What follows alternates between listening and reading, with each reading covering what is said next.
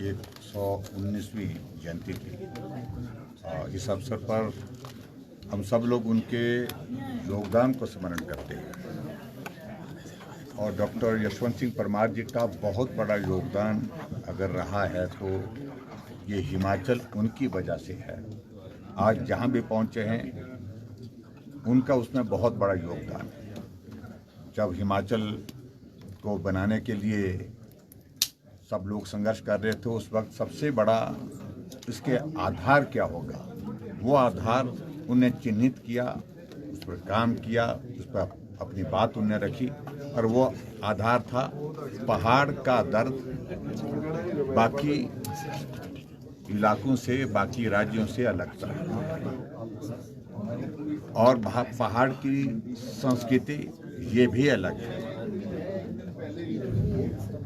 इसलिए हिमाचल अलग से राज्य होना चाहिए। 30 छोटी मोटी रियासतों को मिला करके आखिरकार हिमाचल प्रदेश का गठन हुआ और वो प्रदेश के मुख्यमंत्री बने। फिर उसके बाद प्रदेश के लिए हमारे आने वाले समय में क्या किस प्रकार से आगे बढ़ने का प्लान होना चाहिए, उन सारी चीज़ों को प्राथमिकताओं के आधार पर उन्होंने तय किया। और मैं इस बात को कह सकता हूं कि एक दूरदर्शी होने के नाते जब प्लानिंग कमीशन ने गवर्नमेंट ऑफ इंडिया की ओर से उनसे 3 प्राथमिकताएं मांगी तो उनने उस वक्त एक ही बात कही कि मेरी 3 नहीं, मेरी प्राथमिकता सिर्फ एक है, वो है सड़क सड़क सड़क। वो इसलिए कहा उन्होंने क्योंकि अगर सड़क बनेगी विकास स्वयं वहां पर पहुंचेगा और ये आवश्यकता भी उस वक्त की, बहुत कम सड़कें थी उस वक्त। और दूसरा उसके बाद उनका हिमाचल प्रदेश में जो एक बहुत बड़ा योगदान उस दृष्टि से रहा कि हिमाचल के बागवानों के लिए, हिमाचल के किसानों के लिए हम नई योजनाओं के माध्यम से किस प्रकार से उनको प्रेरित करके आगे मदद कर सकते हैं, जो हिमाचल प्रदेश को निश्चित रूप से आने वाले समय में एक मजबूत आधार जो है विकास की दृष्टि से देखी। इंडस्ट्री सेक्टर में भी उन्होंने शुरुआत की।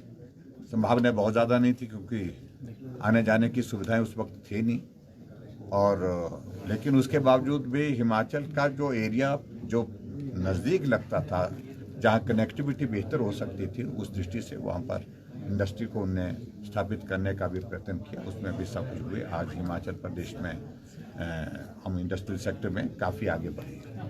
पावर सेक्टर हिमाचल प्रदेश में मजबूत होना चाहिए, ये आधार बनना चाहिए, ये भी उनका एक सपना था जिसको उन्होंने साकार करने की दृष्टि से काम किया। आज उनके योगदान के कारण जो है हम हिमाचल प्रदेश में एक मुकाम पर पहुँचे हैं और उनके उस योगदान को स्मरण करते हुए नई जनरेशन, नई पीढ़ी के लिए भी हम सब के लिए वो प्रेरणा का विषय है। स्वाभाविक रूप से उनके जीवन से जो चीज़ें सीख करके हम प्रदेश हित में, जनहित में जो कर सकते हैं वो हमको करना चाहिए। सर, आपने कहा कि मुख्यमंत्री जी को होना चाहिए।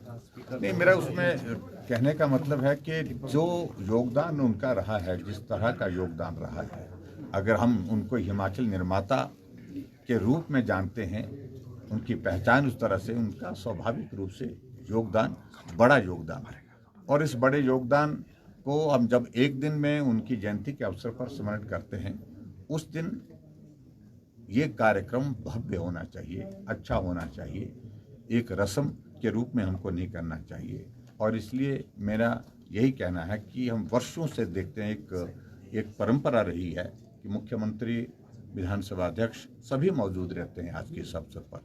आज शायद किसी वजह से वो नहीं आ पाए, तो इस शेड्यूल में मुझे लगता है कि थोड़ा परिवर्तन करने की जो गुंजाइश हो सकती थी उस पर काम हुआ कि नहीं हुआ। लेकिन मैं इतना ज़रूर कहता हूँ, ग्रेसफुल होना चाहिए कार्यक्रम।